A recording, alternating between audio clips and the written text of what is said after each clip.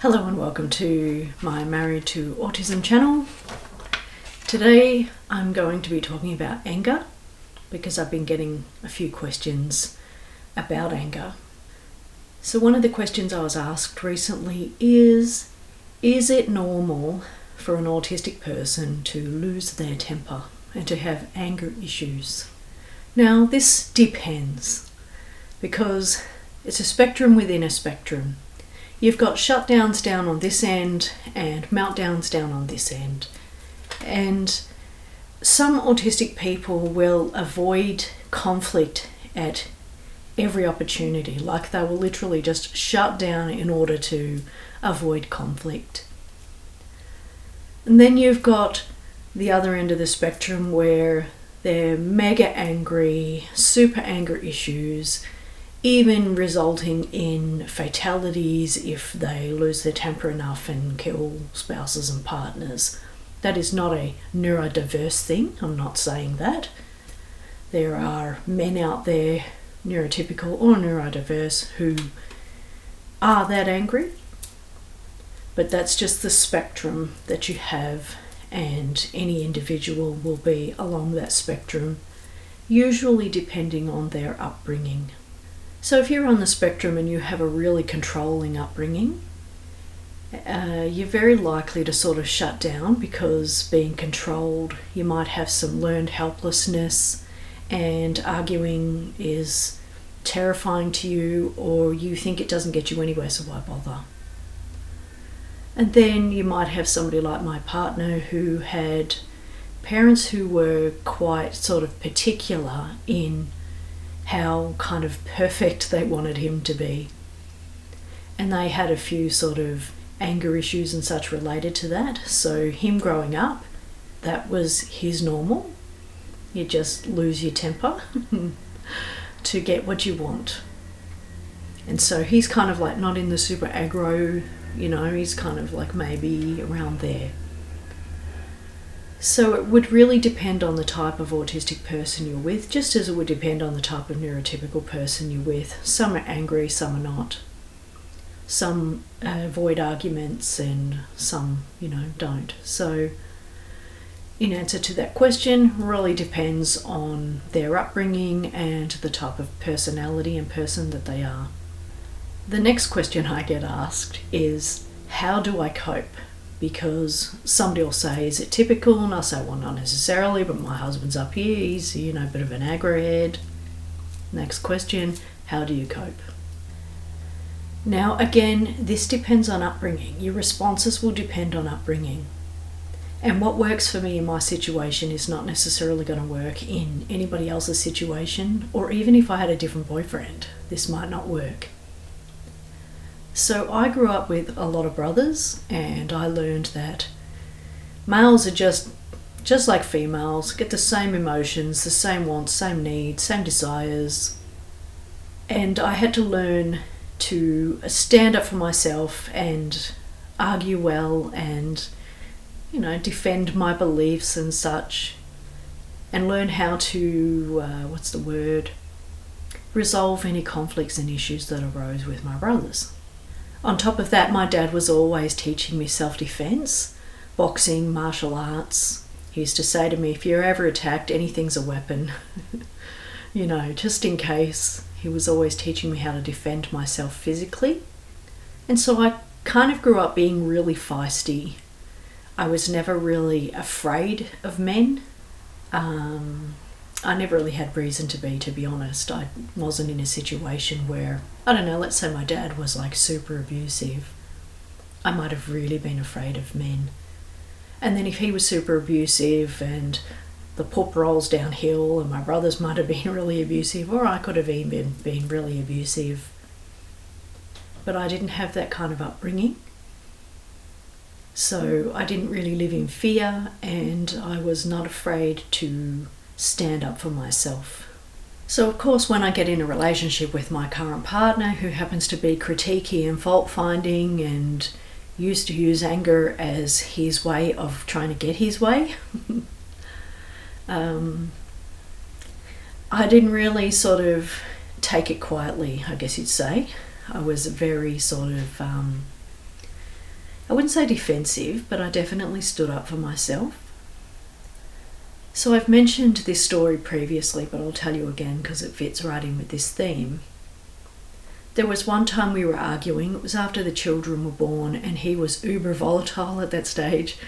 Everything was annoying him. He was coming home angry all of the time, picking fights all of the time. And so here he is picking another fight with me, and I'm marking up because, don't talk to me that way, stop speaking to me that way, you're wrong about that opinion that you have, why are you even bothering about this argument, whatever it is that I'm saying, standing up for myself. And then finally I'm like, I'm not doing this with you, I'm talking to yourself, see you later, conversation's over, I'm out of here, because nothing I was saying and doing was making him stop, pause, think for a moment. And so as I went to walk off, he went to block me. He probably thought he was going to block my chest, but he ended up whacking me in the neck and clotheslining me because I'm storming off in a quick hurry, and he puts his arm out. I walk into it, it hurts. It hits my neck, it hurts. Not ridiculously painful or anything, but uncomfortable enough to make me think that he had hurt me deliberately. That's what I thought. And so I grabbed him by the fronts of his clothes and then slammed him actually into the wall quite hard. And when I say slammed him into the wall, he was already close to the wall. It was not like I grabbed him from a metre and threw him. He was like maybe that far away from the wall, and I budged him into the wall. And I said, "Don't effing touch me." And his face went pale. And he hadn't really known what I was reacting to at the time. He didn't know that he hit me in the neck and clotheslined me. But all he knows is that his hand went on me and I reacted. So he learned, don't touch her. She fires up. And I've kind of always been like that. Words are one thing, but you're not putting your hands on me. That's not a thing we're doing here. And if I'd been in that kind of relationship, I'd have ran instantly. Had he hit me or hurt me ever deliberately, it would have been over quick smart. But there was this other time where years later he was talking about how we should split up because I'm not meeting his needs, and if I'm not going to meet his needs, then why even bother being in a relationship, and a little bit of coercion, right? And I did my sarcastic kind of replies of, yeah, we should split up, how about I find myself someone new? And he gets a cushion, grabs the cushion, and he kind of goes to ponk it in my face like a boxing glove kind of thing, like hit me but with a boxing glove on. I block him and I say to him, don't touch me, even with a cushion. Even if you pick up that cushion and you touch me, you're still hitting me. You just got a cushion in your hand. Don't even think about it. And he looked really guilty, kind of puts a cushion down. It's like, whoops. And so, he didn't do that again either. But, he was frustrated at that time. Look, I know I sound ridiculous. I just made an excuse for him. I'm just trying to explain that it is rare for him to do something like that. And, thankfully, it didn't escalate. It wouldn't escalate. He's actually kind of a quiet, kind man. And physical altercations are not his thing. But I don't know if that's because I would have never tolerated it and he knows it. I don't know. I've only had a few situations where boyfriends were kind of volatile. Like that one guy I dated who was slightly abusive, in that I reckon he would have tried to hit me eventually, but I didn't stay with him long enough to find out. But there was one time where he was really cross with me, and I'm sitting on the bench and there's cupboards behind me, and he's got his fist like this, and it's like here next to my head. And I said, if you hit me, it's over. I said, so, the choice is yours. Do it or don't. Anyway, he ends up punching the cupboard behind me. And I don't know what I would really do if somebody ever hit me, in that I always say, if you do it, you're dead. Now, I'm not about to kill anybody, not about to get a hit on them, nothing like that. I don't know why I say that, but I'm always saying, if you hit me, you're dead.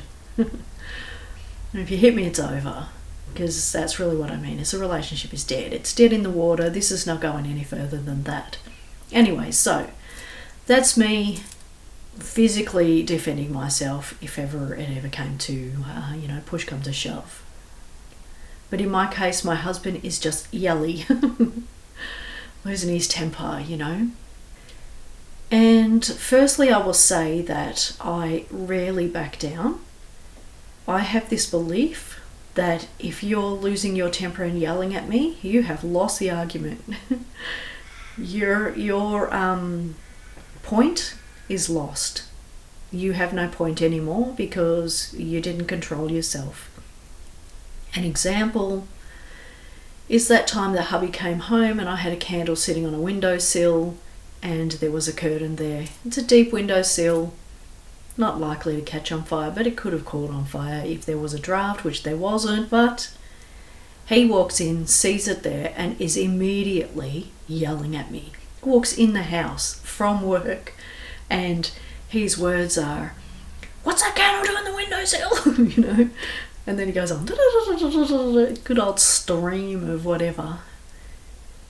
And if he'd walked in and gone, "Oh, I blew out the candle, I felt it was a bit dangerous," sure, no problem. Would never have done it again because I would have realised that it felt dangerous to him and, I see where he's coming from. But as soon as he started yelling, no, I was never going to concede. Because you don't talk to me like that. So as soon as you're yelling, there is no other argument, only that you're yelling, and that needs to stop. So I used to just go, I guess, into defense mode, as I say, always stand up for myself, always insist to him, "You don't talk to me like that, this isn't happening," even though he was often yelling and talking to me like that. I would still be going, "Nope, not doing this with you, not arguing with you, not going to bite, not going there." So yeah, it was a lot of me standing up for myself, walking away. I walk away a lot. I lock the door behind me so that he can't get in. I'll get in my car and go for a drive if he just refuses to stop yelling. So I do a lot of walking away, talk to the hand, "I'm not doing this with you." Sometimes I will argue back. It's rare, but I will argue back. And on those moments, I don't know, it's just ridiculous. The two of us are just yelling, nobody's listening, there's no resolution, there's no result, there's no "I'm right, you're wrong, you're right, I'm wrong," whatever. There's just two of us yelling until eventually one of us moves away. And admittedly, it's usually me. I'm usually the one who says, "Yeah, not doing this with you, see you later." And a few years ago, he did come up to me and say that he admitted that he'd been trying to bully me into submission. I don't know where he got that idea from. I think he spoke to a friend or something. Or maybe he just had a realisation, which seems impossible. Could he have got it from a counsellor? Maybe, but I don't know if we were seeing anyone at the time. Anyway, he said that to me. I'd always known.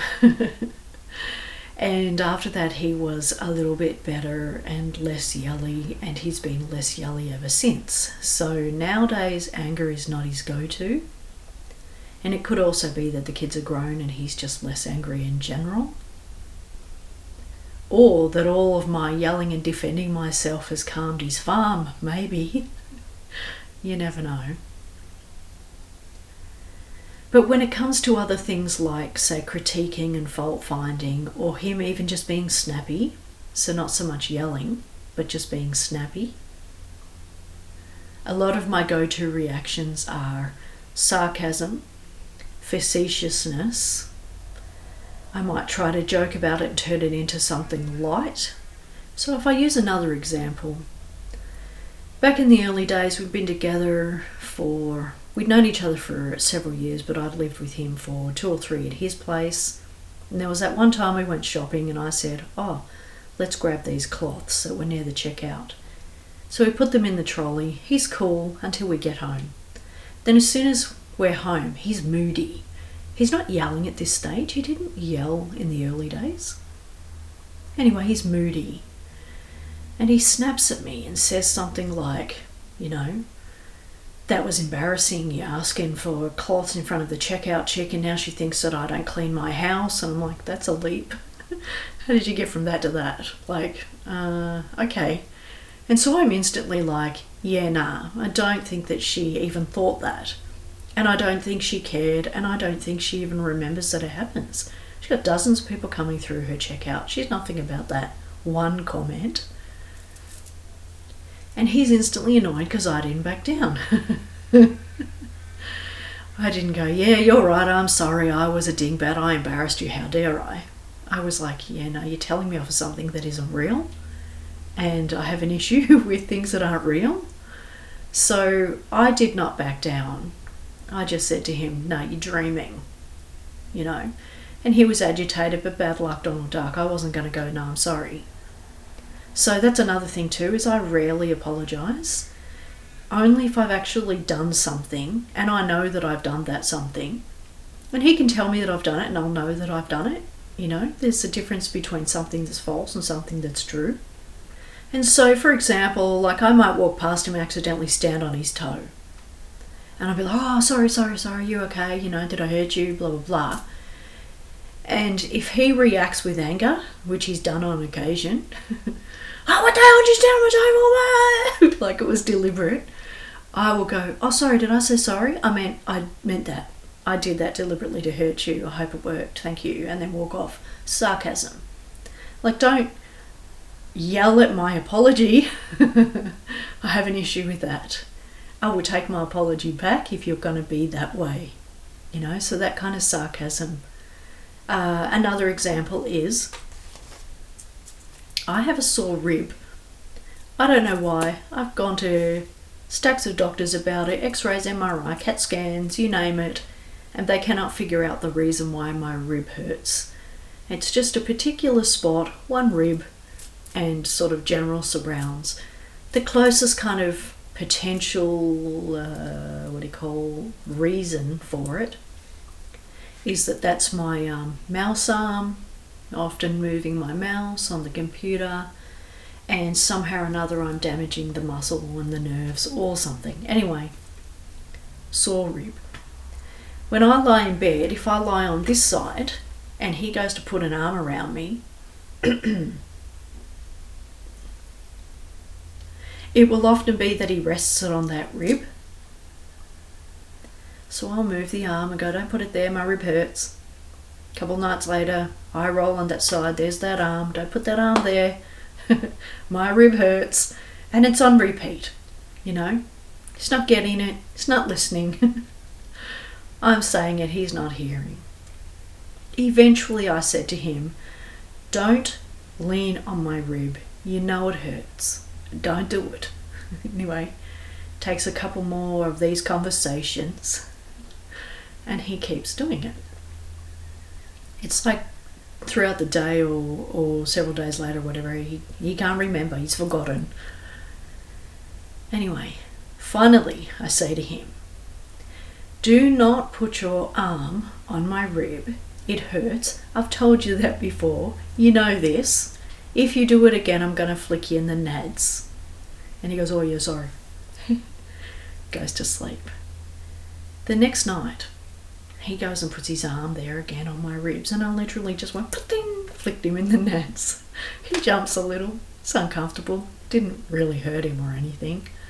But he hasn't touched my rib ever since. Don't touch my rib. Just don't. So I guess I'll use things like that too. If you're going to hurt me, I'll hurt you. Just don't do things that are painful. So I guess that's another thing. And I don't know, I kind of call that facetiousness, sort of, because I don't really I'm not aiming to hurt him, I'm not trying to be vindictive or mwah, but just really listen. And what is it going to take to make you listen? Maybe if you hurt me and I hurt you back, you'll stop And I just did it once and it worked. So that's another way that I resolve things. Again, I don't advocate for that. You could try that with your partner and they deck you, you know.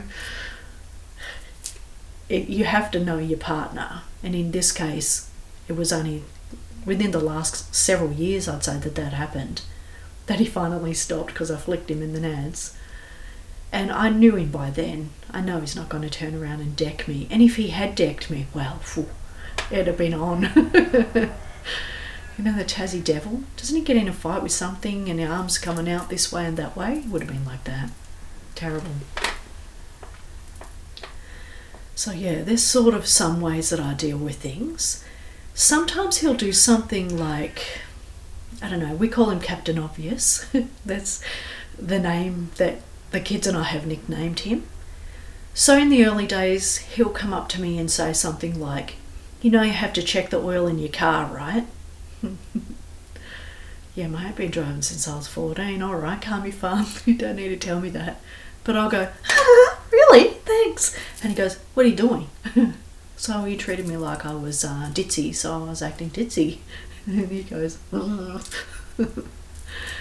and other times he started saying things that were like really obvious. And I would reply with a sarcastic response, such as, have you fed the children? Huh? Children? What children? What food? What? You know, he goes, what are you doing? You ask a silly question, you get a silly answer. So I do things like that. They were mostly in the early days. He did stop treating me like I was ditzy. Thank God. And the Captain Obvious questions, like now we've just made a joke about it, you know, we just do our little funny pose, our captain pose. Like we got a cape on with Superman, we're about to fly, and we go, oh, thank you, Captain Obvious. You know, we make a joke of it and he laughs a bit, you know, because he just randomly says things that are like super obvious. I can't even think of any examples. He just does stuff like that.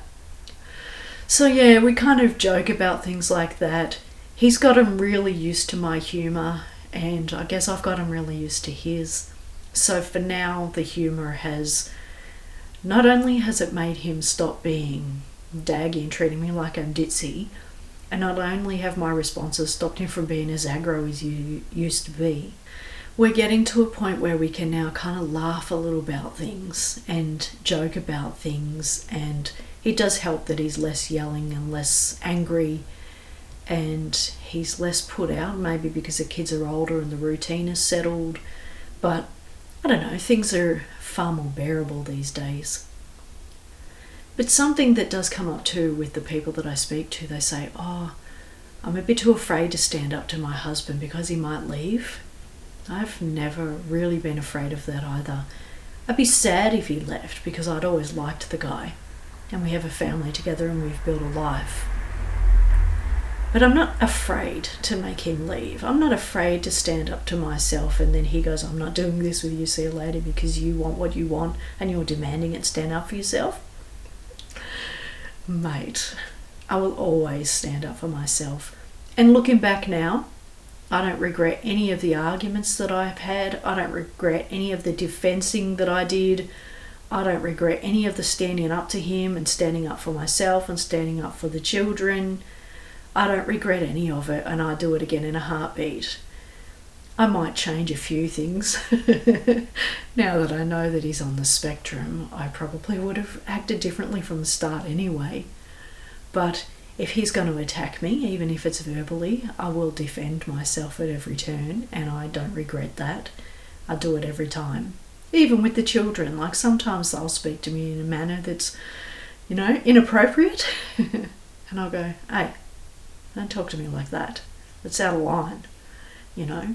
So I'll always defend myself. I don't regret any of that. I'm glad that I've done it. I think that it's shaped us, and it shaped us well. He knows that I will defend myself. And even that one time he was being rude to his mum, and I went, hey, don't speak to your mum that way.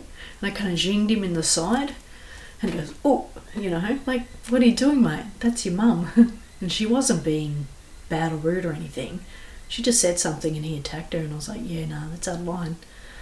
So yeah, that's just me. I will defend myself until I'm blue in the face. I don't care. I would rather that he left than I tolerated that. And that's the thing that I've never been afraid of. Like, leaving's, kind of sad if it's over and you fight hard for a relationship and you work hard at it and all the rest of it. But if the alternative is I lie down like a dead dog and he walks all over me, no chance, no chance. I will always be a stand for myself and my children and those around us.